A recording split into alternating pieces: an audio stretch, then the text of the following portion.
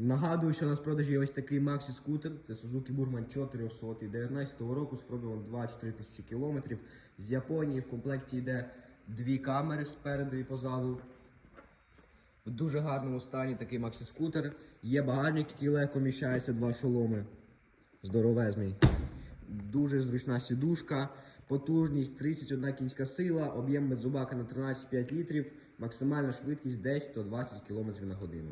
Якщо вас цікаво, приїжджайте на Вулкан, дивіться і забирайте.